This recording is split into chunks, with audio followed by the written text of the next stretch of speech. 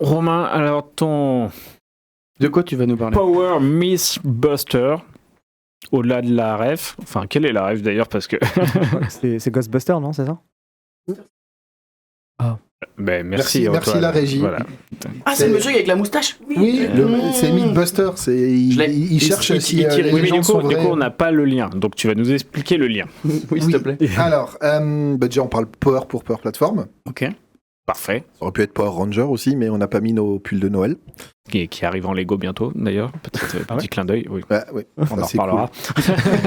Et oui, donc, côté Power Platform, un sujet qu'on a discuté depuis le début des premières émissions, même avant, c'est ce côté no-code, low-code, générer des applis facilement. On l'a vu les dernières années, globalement.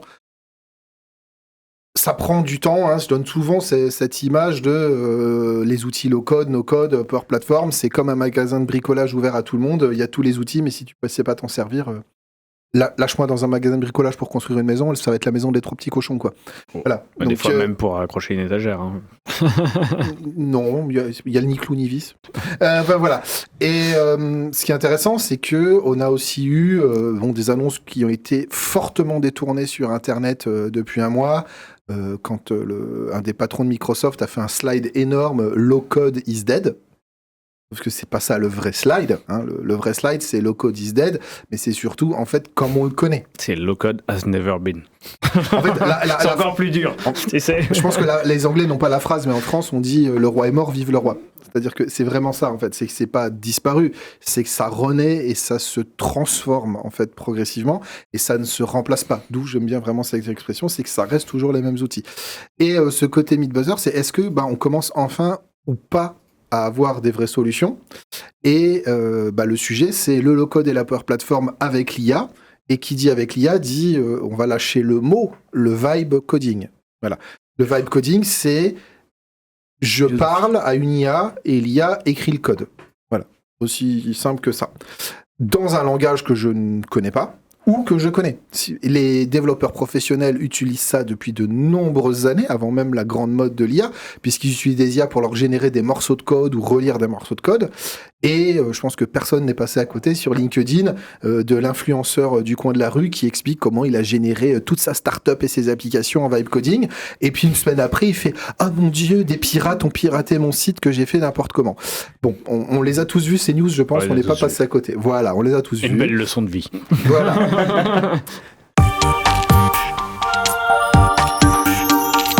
Maintenant, la question, c'est pour des professionnels de l'écosystème Microsoft, parce qu'on parle de la Power Platform, donc c'est de l'écosystème Microsoft 365 à destination d'entreprises. Enfin, un perso peut avoir accès, mais voilà, globalement, on est quand même sur de l'usage pro. Qu'est-ce qui va se passer?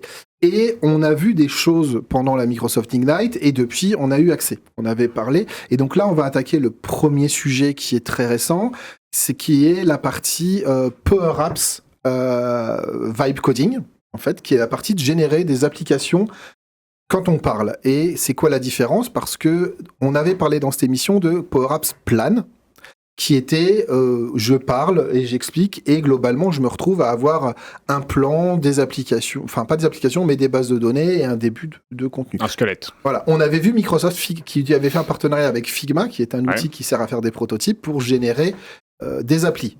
Partenariat qui est en train un peu de battre de l'aile, qui est en train de tourner à l'abandon, mais qui servait à faire des applications. Donc on avait vraiment cette envie mythique de je parle, je génère des écrans, etc. Et donc on a une nouvelle URL qui est disponible plus facilement qu'on le pense, qui est vibe.powerapps.com. Comme on a le mot vibe maintenant. Voilà, c'est ça. Ok. C'est ça, il faut être dans la vibe. Soit. Et parce qu'on a make.powerapps.com, make.powerautomate, et donc on a vibe Power Apps. Et quand on la tape, en fait, on va pouvoir accéder à un environnement sous condition qui va être... il faut avoir créé dans son environnement de travail un environnement hébergé aux USA temporairement, parce que c'est de la bêta. À terme, ça sera dans vos environnements pro. Et petite astuce, même quand on fait ça, ça ne marche pas. Parce qu'il faut changer la Ils vendent bien langue le produit, du... hein. Non, mais attends, la blague, c'est qu'il faut changer la langue du navigateur en anglais. Donc ils ont mis une grosse cybersécu. Je pense que c'est les mêmes qu'à la SNCF qui ont mis le scotch sur les porte-bagages, hein, qui ont dit si tu ne mets pas la langue anglaise, ça ne marche pas. Voilà. Mais bon, trêve de plaisanterie, je pense qu'on va montrer à l'écran globalement qu'est-ce qui se passe. C'est quoi Voilà. Honte de développement et du coup c'est moins... Voilà. Et donc là, globalement, je vais montrer une application que j'ai vibe codée, une application, j'ai voulu faire une chess clock pour les jeux de société, et j'ai juste mis une phrase, hein, donc j'étais un vrai cochon qui prompte mal. Il m'a fait toute une analyse, il m'a créé des bases de données, il m'a créé des agents d'aide et des assistants, il m'a créé des applications, donc je peux même discuter, j'ai un service d'assistance dédié dans mon application. Et donc, voilà, il m'a fait une base de données relationnelle, hein, quand même, donc pour une petite chess clock. Dans Dataverse ? Ouais. Ok. Et il m'a fait une application dans laquelle il m'a fait plein d'écrans, juste à partir de 2 lignes. J'ai un back-office pour gérer les joueurs, j'ai des types de parties, et j'ai une chess clock avec un gros bouton, on appuie, ça passe d'un joueur à l'autre, j'ai un mode pause, reprendre des parties, j'ai un historique, comme j'ai un agent qui m'aide au cas où je comprends pas comment marche l'appli. J'ai mon support intégré. C'est pas des écrans de Power Apps traditionnels, non ça. Et voilà, tu peux, voilà. Et donc justement, si tu mets le doigt dessus, et en fait, c'est oups. Et voilà, et t'as mis le doigt dessus. C'est que pour que ça marche, il y a un autre détail à activer dans les environnements dont j'ai pas parlé au début, c'est qu'il faut aussi activer ce qu'on appelle Power Apps Code. Ok. Voilà. Et en fait, Power Apps Code, c'est du React et du TypeScript. Ok. Et donc, en fait, tout ce qui va... Là, justement, je pense qu'ils se sont rendus compte que Power Apps en mode low-code, no-code, c'est une techno très propriétaire Microsoft, qui n'est pas pensée pour être codée, même si on a du code source accessible derrière, hein, qui est dans Git, on en avait parlé dans une émission, etc. Mais là, globalement, ils partent sur du React parce que les IA codent très bien en React, en fait. Oui, et c'est ça, c'est pas choquant. En fait, et j'aime bien ta phrase de début, le roi est mort, vive le roi, ou je sais plus comment tu l'as dit, mais c'est exactement ça. C'est pourquoi contraindre un LLM dont la meilleure expression est le code, finalement le langage, à essayer de manipuler un produit propriétaire qui atteint peut-être ses limites, à un moment, qui a aidé beaucoup sur le low-code, etc., mais qui ne répondra jamais réellement à ce qu'un LLM peut faire, générer du code à la volée, produire de l'app avec une approche complètement différente. Où le low-code, on est plutôt sur des choses un peu sur étagère qu'on assemble pour avoir cette expérience dite low-code. Et du coup, le nouveau low-code par des LLM, c'est le vibe coding. C'est ça. Alors, ce qu'il faut juste savoir, c'est qu'aujourd'hui, c'est un sujet d'ailleurs qui est les AGI. Et là, l'IA, on a l'IA, l'intelligence artificielle ou AI, et on a les AGI, les intelligences artificielles généralistes, hein, qui sont globalement le futur vers lequel on veut aller, qui sont celles qui sont capables. Tu parlais de mémoire beaucoup, hein. On le sent, dans Copilot, on parle de mémoire, on parle de contexte, on parle de compréhension. Aujourd'hui, une IA, globalement, elle a été entraînée, et puis tout le reste, avec le RAG à la volée, elle s'enrichit, et elle a un peu de mémoire, etc. Les AGI, c'est vraiment être capable de déduire des choses, de comprendre et de je vais vulgariser, de s'auto-entraîner. Voilà, je pense que les experts IA, ils viennent de perdre des cheveux, mais globalement, on va vulgariser comme ça, un auto-entraînement. Voilà, tu dis oui, j'ai pas trop dit de conneries. Tant qu'on n'a pas ça, une IA, elle a été entraînée sur des choses qui existent. Et qu'est-ce qui est le plus fréquent ? Le React, le TypeScript et le Python. C'est les langages pour le moment le plus connus. Peut-être que quand on aura de l'AGI, on aura des IA capables de nous faire du vrai code Power Apps, parce qu'elles seront capables de l'apprendre comme un étudiant qui apprendrait quelque chose. Mais Romain, est-ce que ça a un intérêt ?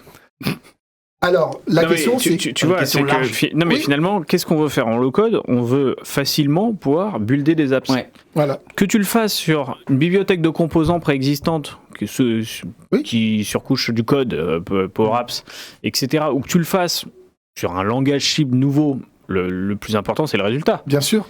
Et du coup, pourquoi forcément essayer de remapper l'écosystème Power Apps ? Aujourd'hui, tu as temporairement, le temps qu'on ait accès à un peu plus de choses, parce que c'est de la frontière, hein, comme tu l'as dit, donc de la bêta, cette fonctionnalité, c'est que si on veut pour l'instant rééditer, recorriger des choses soi-même, il faut savoir faire du React. Ce qui n'est pas le profil du Citizen Developer Power Platform. Oui. Donc ça, c'est tout un débat. Quand tu es développeur sur mesure, expérimenté, et que l'IA t'aide à faire des bouts de code, et que tu as la capacité de les compléter, de les rectifier pour enlever les failles de sécurité de la blague que j'ai fait au début, très bien. Là, pour le moment...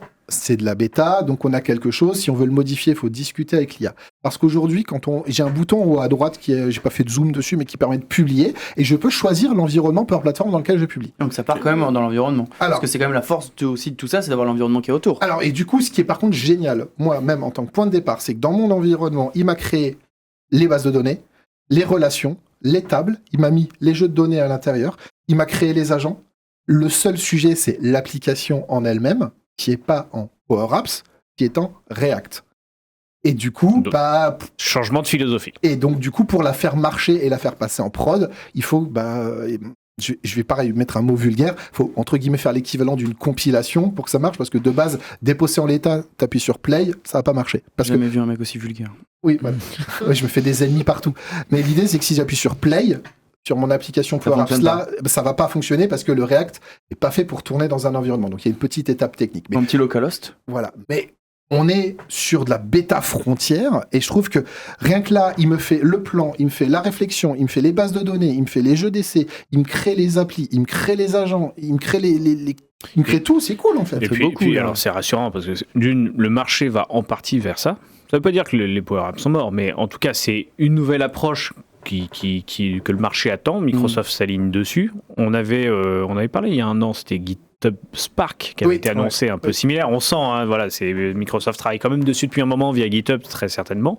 Ce côté petit apps à la volée.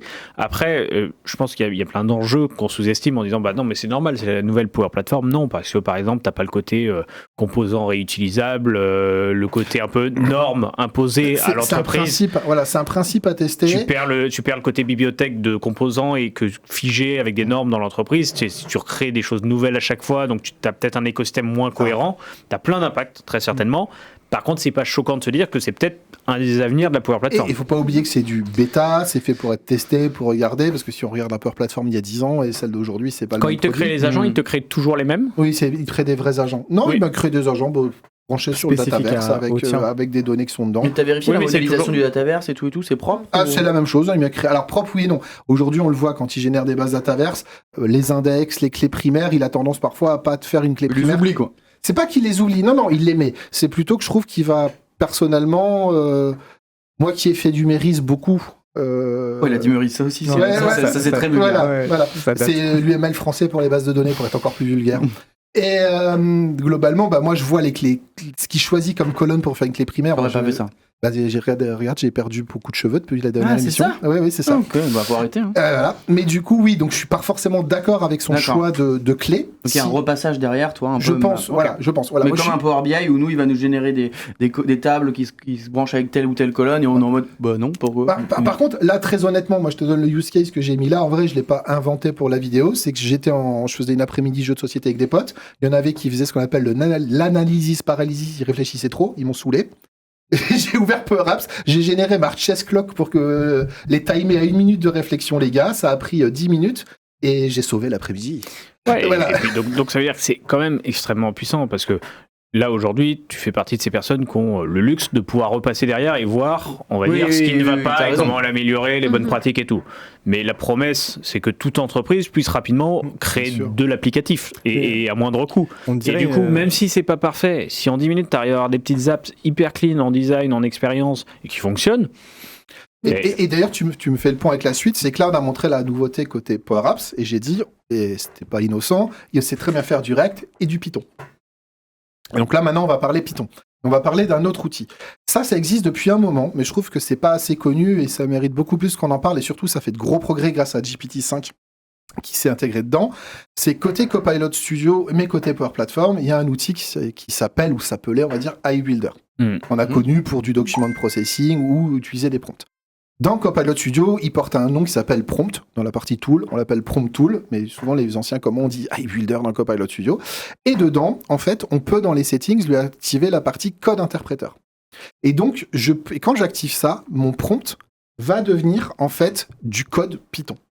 Et en fait, là, j'ai un exemple qu'on va mettre à l'écran où je veux en fait, à partir de données, en fait, je veux générer un fichier PowerPoint.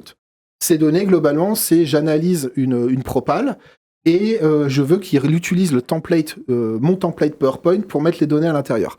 Donc c'est quelque chose de compliqué, j'ai des dizaines de slides, des images, des schémas, des diagrammes de Gantt à générer.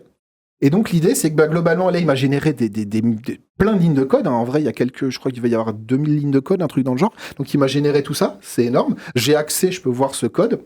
Et l'idée, c'est qu'en fait, du coup, très rapidement, il m'a généré ce PowerPoint. Attends, c'est un PowerPoint Python, là? Ouais, non, c'est un vrai PowerPoint. Mais écrit en Python. Non, il a le code Python qui utilise des librairies. Génère le PowerPoint. C'est ça, t'as des librairies Python qui sont faites pour manipuler des docs Office. Que tu dois préinstaller? Non, il est... Alors, justement, c'est là que c'est intéressant. Claude, c'est le roi de ça. Tu lui demandes une présentation, il part sur du HTML direct et tu te retrouves avec un truc non exploitable et 4 diapos sur lesquels tu fais clic-clic. Mais c'est super. C'est là justement, comme tu disais, quand tu sais faire de lui expliquer. C'est-à-dire, je lui dis, là par exemple, la première ligne qu'il y a au début dans la vidéo, c'est « Je veux que tu te mettes dans la posture d'un développeur Python à qui je vais donner des tâches à réaliser. » Et ensuite, derrière, je lui dis « Mon objectif, ça va être de... créer un fichier PPTX en utilisant les librairies Python à ta disposition pour faire ça. Tu vas partir de tel fichier au début que je montre dans la vidéo qui est le template de mon entreprise qui contient les layouts qui vont bien. Et donc en fait, Python va regarder, si on regarde le code en détail, il va regarder les layouts. Et donc moi, à côté de ça, avec une vision technique, j'ai fait un fichier JSON, donc c'est un peu de l'XML si on devait vulgariser. C'est-à-dire c'est une structure indentée dans laquelle on va dire globalement, je lui dis il y a un slide titre, il y a un slide contenu, il y a un slide sous-contenu 2. Et donc moi, en fait, c'est là où le côté un peu expert technique, j'ai dit ok. En fait, il y a une étape avant où j'utilise de l'IA pour analyser mes notes de rendez-vous, mes notes de compte-rendu et le cahier des charges PDF de 200 pages du client. Et je lui dis de faire cette analyse et de me sortir cette structure JSON qui correspond à une structure de slide. Et ensuite, cette structure JSON, je lui ai dit, voilà, en Python, tu m'as écrit un code qui, à partir d'une structure, fait un PowerPoint. Et voilà. Et donc ça, c'est une autre vision. On a vu la vision Vibe au début, très sympa. Ça, c'est du Vibe dans lequel on va utiliser des outils IA. Et ma compréhension à moi en tant qu'expert technique, je me dis, ok, je vais pas juste lui dire, parce qu'on pourrait, au début, je lui ai dit, tiens, voilà un cahier des charges client, fais-moi un PowerPoint. Le résultat était catastrophique. Parce que il savait pas quel template, il savait pas quel layout. Et donc là, en fait, on a, je sais plus, j'avais compté, j'ai 6000 caractères dans le prompt. Voilà, j'ai 6000 caractères dans le prompt. Ah oui, d'accord, c'est déjà un boulot. Voilà, j'ai un prompt de 6000 caractères. Mais du coup, j'ai vibe codé. En fait, c'est ça, c'est rigolo parce que j'ai fait ça, j'ai un truc que j'ai fait en hackathon en 3 heures. Et c'est ça qui est le plus drôle. Et les gars qui étaient avec moi, en fait, ils étaient surpris. C'est qu'en fait, j'ai utilisé la partie GPT. Et donc, j'ai expliqué mon besoin à GPT. Je lui ai expliqué tout ce que je viens de vous dire. Et je lui ai dit, aide-moi à faire le prompt que je vais donner à un outil de vibe coding. Donc, en fait, c'est une IA qui m'a aidé à écrire les 6000 caractères de prompt. Alors, ça n'a pas marché du premier coup. En vrai, ça m'a pris à peu près 1 heure. Mais globalement, c'est une IA qui m'a vibe prompté pour être utilisée par une autre IA qui va vibe coder. Inception. Et ça, c'est super rigolo. Et donc, Romain était assis dans son canapé en mode ouais les gars je bosse là. Alors tu rigoles, t'as mais en fait, Kevin je qui suis en nous train de regarde qui parler. dit ouais mais il y a le data agent dans PowerPoint qui arrive et enfin l'agent dans PowerPoint qui te fera ta presse demain. Et ça c'est du coup la parenthèse pour la toute dernière news que je fais en 3 secondes, c'est que justement tout ce que Kevin a parlé, les agents, les sous-agents Copilot 365, les data agents, l'agent, Excel, etc. Ils arrivent dispo, ils sont en frontière pour le moment, ils arrivent dispo en tant que serveur MCP ou sous-agent dans Copilot Studio. Et donc tout ce que vous a raconté Kevin Anandou dans la première news, eh bien en fait, on pourra le faire dans Copilot Studio, c'est en bêta pour le moment. C'est une belle ouverture. Il a parlé de MCP Server. Il a parlé de MCP Server. Vu ça mais qu'est-ce qu'un MCP Server, Kevin? Qu'est-ce que c'est professionnel? On aurait préparé les sujets. Sur cette partie vibe coding dans la Power Platform qui devient une réalité, il y a de belles choses à attendre, à voir. On suivra ça avec impatience. C'est la traduction française de vibe coding automatique.